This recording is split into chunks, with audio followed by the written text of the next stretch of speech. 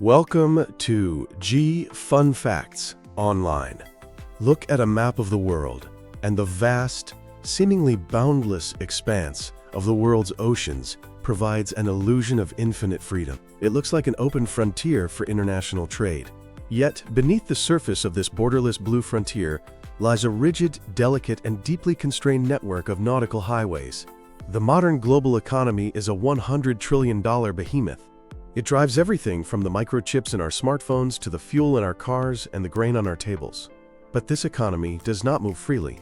It is entirely dependent on a handful of narrow, congested, and increasingly volatile geographic bottlenecks known as maritime choke points. If the oceans are the circulatory system of global commerce, these choke points are the vital arteries. When they flow freely, the world hums along in a state of synchronized harmony, with just-in-time supply chains delivering goods with quiet efficiency. But when they constrict, whether by the brute force of geopolitics, the unpredictable wrath of climate change, or the catastrophic failure of a single vessel, the resulting economic thrombosis can send shockwaves across continents. As we navigate through the mid-2020s, the fragility of these maritime corridors has never been more painfully apparent. We have entered an era where localized disruptions rapidly metastasize into global crises. To understand how maritime routes dictate global economies, we must embark on a journey through the most critical geographic pinch points on Earth, examining the forces threatening them and the staggering economic stakes involved. Let us start with the ultimate energy trigger, the Strait of Hormuz. No waterway commands the immediate attention of global financial markets quite like it.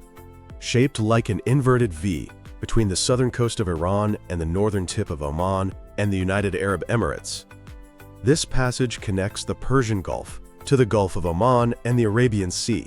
At its narrowest, the strait is just 21 miles wide. Yet its shipping lanes, which are restricted to just 2 miles wide in either direction, are the most critical petroleum choke points on the planet. Roughly 20% of the world's global oil supply, amounting to approximately 18 to 20 million barrels per day, flows through this narrow channel, alongside a quarter of the world's liquefied natural gas. For decades, the strait has been viewed as a geopolitical tripwire. In early 2026, the world witnessed exactly what happens when that tripwire is triggered. Following severe military escalations between the United States, Israel, and Iran, the Strait of Hormuz experienced a near-total collapse in commercial shipping traffic. As retaliatory strikes echoed across the region and warnings from the Islamic Revolutionary Guard Corps blanketed radio frequencies, shipping traffic through the strait plummeted by over 80% in a matter of days. The crisis was not necessarily a physical blockade of ships linked arm in arm, but a de facto closure driven by astronomical risk. Major shipping lines like Maersk and Hapag-Lloyd suspended operations, while war risk insurance premiums soared to levels that made transit economically radioactive. The immediate economic impact was staggering, with almost 10% of the world's very large crude carrier fleet suddenly trapped inside the Middle East Gulf, or refusing to enter. Oil prices spiked violently. Over 170 container ships were caught in the logistical crossfire, leaving an estimated 450,000 20-foot equivalent units of cargo stranded. When Hormuz sneezes, the global economy catches a cold. An extended disruption in this single 21-mile corridor acts as an immediate tax on global growth. Spiking crude prices directly translate to higher transportation costs, soaring inflation at the consumer level, and the looming threat of industrial recession. Furthermore, the 2026 crisis illuminated a stark reality. Despite decades of investment in alternative pipelines and green energy transitions, the world remains terrifyingly reliant on a waterway flanked by active conflict zones. Thousands of miles to the west, another critical artery has been bleeding the global economy dry since late 2023. The Bab el-Mandeb Strait, known historically as the Gate of Tears, is a 20-mile-wide channel separating Djibouti and Yemen. It acts as the southern entrance to the Red Sea and, by extension, the Suez Canal. Historically, this route handled 12 to 15% of all global maritime trade, serving as the ultimate shortcut between European markets and Asian manufacturing hubs. However, the Red Sea corridor has transformed from a marvel of commercial efficiency into a treacherous gauntlet. Sustained attacks by Houthi militants in Yemen, leveraging sophisticated drones and anti-ship missiles, effectively broke the back of regular commercial transit through the Suez Canal. By 2025 and into 2026, traffic through the Bab el-Mandeb had plummeted to just 35 to 40% of its pre-crisis volumes. The economic and logistical fallout of this specific choke point failure provides a masterclass in global supply chain economics. Shipping companies were left with a stark choice. They could run the gauntlet and risk crew lives and multi-million-dollar hulls, or reroute vessels around the Cape of Good Hope at the southern tip of Africa. The vast majority chose the latter. This detour is mathematically punishing. Rerouting around Africa adds approximately 3,500 to 4,000 nautical miles to a standard Asia to Europe voyage, extending transit times by 10 to 14 days. The ripple effects of this geographic detour are profound. First, consider fuel consumption and environmental impact. Large container vessels requiring capacity for over 15,000 containers need an additional 800 to 1,300 tons of fuel to make the African journey. At current fuel prices, this adds $1 million to $1.5 million in costs per single voyage. Environmentally, the Red Sea crisis has been a disaster, with the extended routes increasing shipping-related carbon dioxide emissions by an estimated 40%, directly conflicting with global climate goals. Second, look at freight rates and inflation. In 2025, freight costs on critical Asia-Europe routes quadrupled at their peak and eventually stabilized at levels far above pre-crisis benchmarks. Third, we are witnessing the death of just-in-time manufacturing.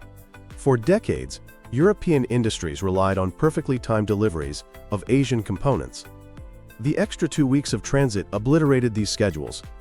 Automotive plants faced stalled production lines, and retailers were forced to tie up massive amounts of capital in safety stock inventory to hedge against delivery unpredictability. The Red Sea disruption serves as a potent reminder that maritime trade relies on geopolitical stability. Without it, the world must revert to the 19th century trade routes of the pre-Suez era, taking on 19th century costs and delays. While the Middle East grapples with the fires of conflict, the Western Hemisphere's most vital choke point has been fighting a different existential threat, which is water scarcity. The Panama Canal, an engineering marvel that manages 5% of global maritime trade and links the Atlantic and Pacific Oceans, relies entirely on a delicate freshwater ecosystem. Unlike the sea-level Suez Canal, the Panama Canal utilizes a system of locks that lift ships 85 feet above sea level into Gatun Lake. Each transit requires roughly 50 million gallons of fresh water, which is eventually flushed out to sea. In 2023 and 2024, an unprecedented El Niño-driven drought brought the canal to its knees. Gatun Lake's water levels dropped to historic lows, forcing the Panama Canal Authority to take draconian measures. Pre-drought, the canal handled around 36 to 40 ships a day. During the peak of the crisis, that number was slashed to as low as 18 to 22 daily transits. Furthermore, maximum draft limits were reduced from 50 feet to 44 feet, meaning the ships that were allowed to pass had to do so carrying significantly less cargo. The economic gridlock was immediate. Desperate shipping lines paid upwards of $500,000 in special slot auctions just to secure priority passage. Many bulk carriers and liquefied natural gas tankers, effectively boxed out by prioritizing container ships, were forced to navigate around the treacherous tip of South America via Cape Horn, or shift entirely to longer Suez routes, which were simultaneously under attack. The drought triggered a 20 to 30% surge in freight rates across key Asia to U.S. East Coast trade lanes, which rely heavily on the canal. By the 2025 fiscal year, the canal saw a much-needed recovery. Heavy rainfall replenished Gatun Lake, allowing the authority to rebound to over 13,400 transits for the year, ending the immediate bottleneck. However, the crisis permanently altered the shipping industry's perception of the America's primary trade artery. It proved that climate change is no longer a distant theoretical threat to global logistics, but a clear and present danger capable of halting billions of dollars in trade. In response, Panama is embarking on a massive $8 billion multi-year water management initiative, including the planned construction of the Indio River Dam by the 2030s. Until then, every dry season brings a renewed sense of anxiety to global supply chain managers. Moving eastward, we find the undisputed king of maritime choke points by sheer volume, the Strait of Malacca. A 550-mile-long funnel nestled between the Malay Peninsula and the Indonesian island of Sumatra, this strait links the Indian Ocean with the South China Sea and the wider Pacific. It is the shortest and most direct route connecting the Middle Eastern oil fields and European markets to the hyper-industrialized economies of East Asia. The statistics surrounding the Strait of Malacca defy comprehension. Over 94,000 vessels traverse its waters annually, making it the busiest ocean trade route on Earth. Roughly 25 to 30% of all global seaborne trade by volume passes through this corridor, representing an astonishing $2.8 to $3.5 trillion in cargo value every single year. Furthermore, it handles over 20 million barrels of oil per day and roughly 35 to 40% of the world's liquefied natural gas trade. Unlike the canals, Malacca cannot dry up, but it has a different vulnerability: its geography. At the Phillips Channel in the Singapore Strait, the waterway narrows to just 1.5 nautical miles. This makes it a notorious hotspot for collisions, groundings, and historically, piracy. Though multinational patrols have suppressed violent piracy, opportunistic armed robberies against bulk carriers remain a persistent operational headache. However, the true weight of the Strait of Malacca is geopolitical. This narrow stretch of water is the focal point of the so-called Malacca Dilemma, a term used to describe China's acute strategic vulnerability. Approximately 80% of China's oil imports transit the Strait of Malacca. The Chinese economy, the second largest in the world, is entirely dependent on the uninterrupted flow of tankers through a choke point it does not physically control. The nightmare scenario for Beijing, and by extension the global economy, is a naval blockade of the strait during a theoretical geopolitical conflict. Such an event would starve East Asia of energy, triggering factory shutdowns, plunging industrial output by an estimated 15 to 25%, and inflicting $5 to $8 billion in global economic damages daily. The critical nature of Malacca has triggered a frantic race for alternatives. China has poured billions into its Belt and Road Initiative, financing overland pipelines through Myanmar and Pakistan, and developing the port of Gwadar in the Arabian Sea, all in a desperate bid to bypass the Malacca bottleneck. Yet, math remains the ultimate dictator. The sheer volume of raw materials and finished goods required by Asia ensures that the Strait of Malacca will remain the irreplaceable anchor of Eastern commerce.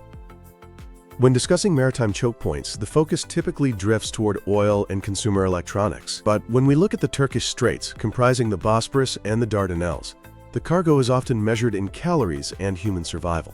The Turkish Straits serve as the sole maritime outlet connecting the Black Sea to the Mediterranean. Governed by the 1936 Montreux Convention, these waterways are exclusively under Turkish control. At its tightest bend, the Bosporus narrows to an incredibly claustrophobic 700 meters, snaking directly through the heart of Istanbul, a dense metropolis of over 15 million people. Operating a 300-meter-long supertanker through this winding corridor, battling sharp turns, heavy civilian ferry traffic, and treacherous cross-currents, is one of the most perilous feats in commercial navigation. Over 40,000 vessels, including roughly 10,000 tankers, transit the Bosporus annually. The Black Sea region is effectively the agricultural engine of the Eastern Hemisphere. Wheat, barley, corn, and vital fertilizers from Ukraine and Russia flow endlessly through the Turkish Straits to feed populations across Africa and the Middle East. When shipping in the Black Sea is disrupted, the consequences manifest not just in corporate boardrooms, but on the dinner tables of the world's most vulnerable populations. The Russia-Ukraine war abruptly transformed the Black Sea from a quiet transit basin into a heavily contested theater of naval and drone warfare. Blockades and the targeting of grain and oil hubs have forced global agricultural markets into chaotic realignments. Furthermore, the straits themselves are vulnerable to environmental disruptions. In the summer of 2025, severe forest fires forced Turkish authorities to entirely suspend shipping traffic through the Dardanelles multiple times to allow amphibious firefighting aircraft to operate safely. This closure bottled up millions of barrels of oil and agricultural exports, proving yet again that a localized natural disaster can instantly sever a global artery. The collective strain on these 5 major choke points, Hormuz, Bab el-Mandeb, Panama, Malacca, and the Turkish Straits, has birthed a new reality for the global economy. We are now in the era of compounding supply chain crises. In previous decades, an incident at a choke point was treated as an isolated anomaly, such as the grounding of the Ever Given in the Suez Canal in 2021. Today, disruptions are simultaneous and overlapping. The economic cost of this fragility is ultimately borne by the consumer. According to recent data from the UN Conference on Trade and Development, the combination of rerouting vessels away from Panama and the Red Sea drastically increased global vessel demand and squeezed available shipping capacity. Because ships are spending weeks longer at sea, fewer ships are available to pick up new cargo. This synthetic scarcity drives up container freight rates. Projections indicate that sustained friction at these maritime choke points contributes tangibly to global inflation, with estimates suggesting global consumer prices could rise by an additional 0.6% purely due to shipping costs. The burden, however, is not shared equally. Small island developing states and least developed countries, which rely almost exclusively on maritime imports for basic survival, face the harshest impacts.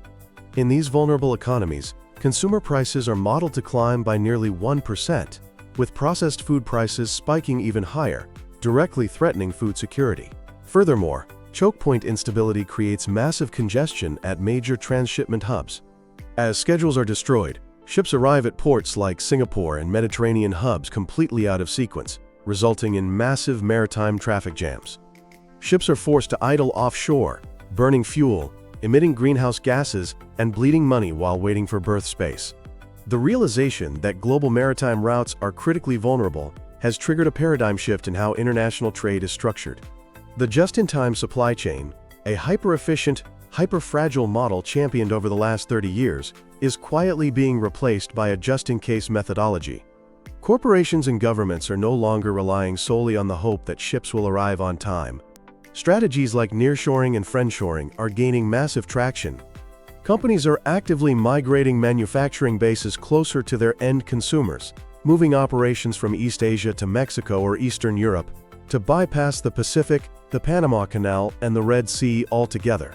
Simultaneously, the maritime industry is turning to advanced technology.